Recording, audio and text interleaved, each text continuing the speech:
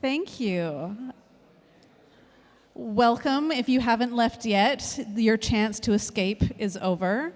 You are now going to be forced to listen to how we look at Web3 Solana degens through an anthropological lens. We're already not off to a very good start. It's been a long day and a half. I hope everyone is holding through because we have a little ways to go and there's more to come. We have a clicker that doesn't work. We're not going to make it, guys. I'm Rebekka. It's lovely to meet you. Do I point somewhere else? Is this a... Oh, right, here we go. Okay. I'm not a tech person, but this should be not as hard as it is. So we're going to look at how anthropology can help us understand Web3. I come from an academic background. My PhD is in anthropology, art, and Buddhism. And then I landed in Web3 a few years back. And I'm currently doing many things that I might mention, mostly community building. And so I think it's really interesting to look at Web3 through an anthropological lens. But first we have to understand, what does that mean, right? So sociocultural anthropology asks, how do people in different societies and cultures live and understand the world around them? What are their perspectives, practices, and social organizations? What do people think is important, and what are the rules around social interaction, like GM, for example? How do groups develop, use, and communicate shared material and non-material culture? To help us understand that, we're going to break this down a little bit, because I think it's really interesting, especially when we look at merch and identifying with different groups. So material culture are the physical objects, resources, spaces that people use to define their culture.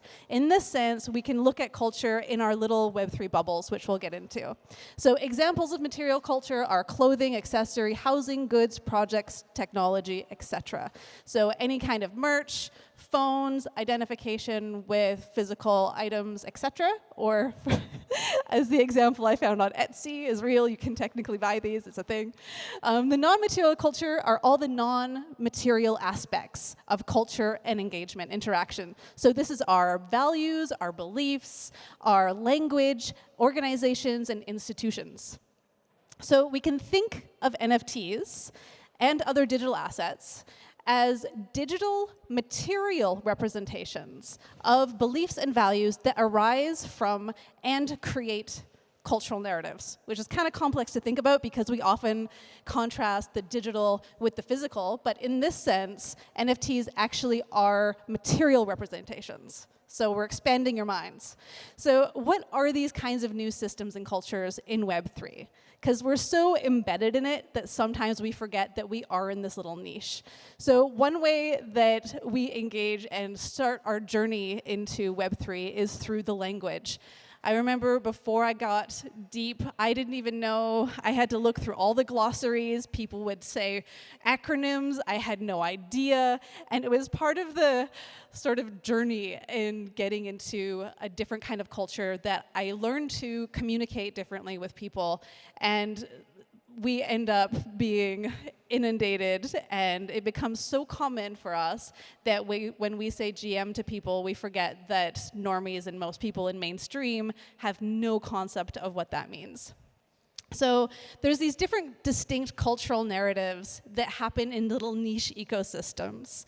So we have blockchains, NFT projects, NFT marketplaces, artist communities, intersections to non-Web3 communities, and they all develop their own little cultures, right? So if you look at different blockchains, we kind of develop these different ways of interacting, different ways of describing ourselves or presenting ourselves with different kinds of merch or ideas, or PFPs are also a really good example of that when looking at NFT projects. Even NFT marketplaces can create their own culture. If you look at certain ones on Tezos versus Polygon, they kind of create their own identities within that. Same with artist communities and also intersections to non-Web3 communities. Look at Adidas, for example, and their NFT engagement.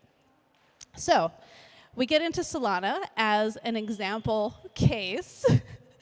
So out of curiosity, how many people feel positively about Solana in our crowd today?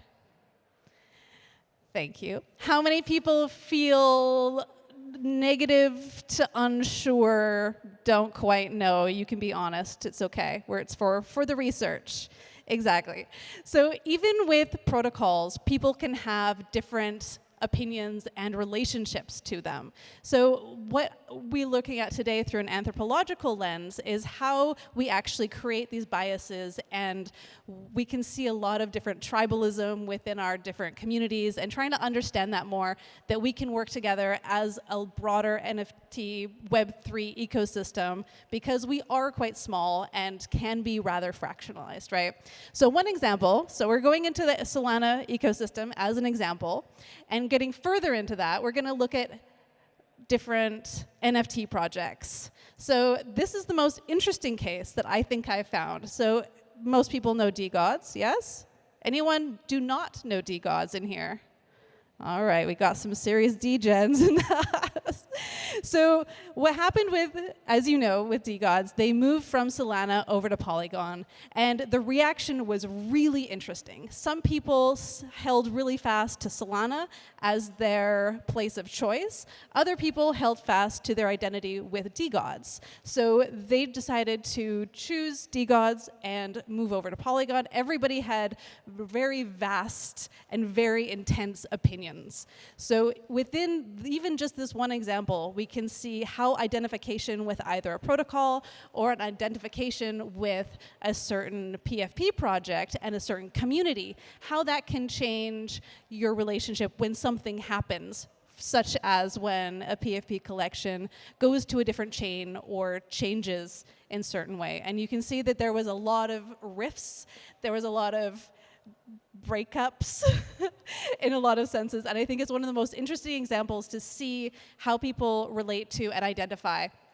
And of course, we have Degen apes, we have foxes, we have Lily and trash pandas and mad lads, and all of these I think is so interesting when we look at different projects and we can recognize our own relationships to them, right? If there's any holders of any of these Klenos, I think, oh, we have merch now too. So if anybody are holders of any of these, we have certain reactions when we see them, like, oh yeah, Klenos, they're rocking it, right? And so to recognize our own relationships to how we relate to these different projects is one of the most important things that I think is really lacking in our current ecosystem.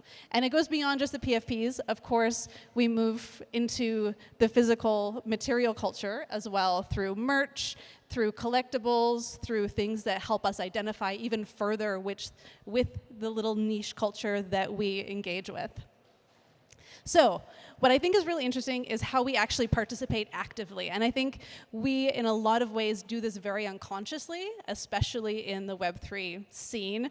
And, you know, people refer to aping into something and doing things on a very emotional, reactive basis.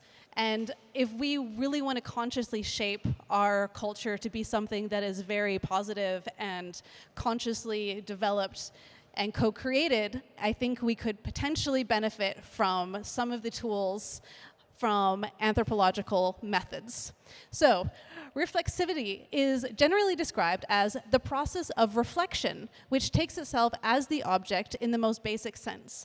It refers to reflecting on oneself as the object of provocative, unrelenting thought and contemplation, which is very academic, but it doesn't need to be. It can also just be sitting down and be like, oh, how do I actually feel about this? How do I actually relate to this? What is actually going on in my inner world?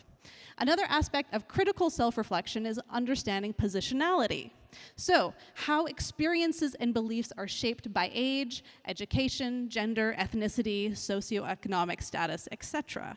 A lot of people kind of blanket statement especially Web3 and Degen communities as having a very specific gender, ethnicity, and coming from a specific region in the world. And for me, as a woman from Canada that lives in Germany, I see things differently than maybe somebody in Nigeria or somebody, a young 20-year-old DeGods holder from Alabama. I don't know, right? But these are things that really shape our identity and how we relate to things, and is important to reflect on to understand our larger contexts. So one of my favorite quotes is, "The first principle is that you must not fool yourself, and you are the easiest person to fool." No offense. Me included. So, a few practical things that we can actually do to understand ourselves and our relationships to all of these different aspects are to aim to see things as they are, not as we wish them to be. Acknowledge and learn from mistakes. If we find that we are wrong, we've improved our map, which is entirely beneficial, and we can move forward with a better understanding of what we can do better differently next time. That was a really awkward sentence, sorry. To learn how to speak our blind spots and biases, there are lists and lists and lists of personal biases that you can learn about and really figure out what are these ingrained biases that all humans carry around with us that we are obviously completely oblivious to because we don't take the time to understand them, or even if we do research them, it can be really a whole learning process to overcome them. And lastly, to test assumptions and change course if necessary. So, I actually think I missed a few slides in the beginning because I was clicking so hard. So we're a little early, but in conclusion, I really do think that we are here to really innovate, really create beneficial communities, and being on the leading edge of these technologies and possibilities. And I believe that we can optimize our ability to shape culture and build positive, large and small-scale communities through understanding ourselves more deeply. Thank you for your attention, and here are some of my lovely sources. Does anyone have any questions? You can also applause. Thank you. Thank you.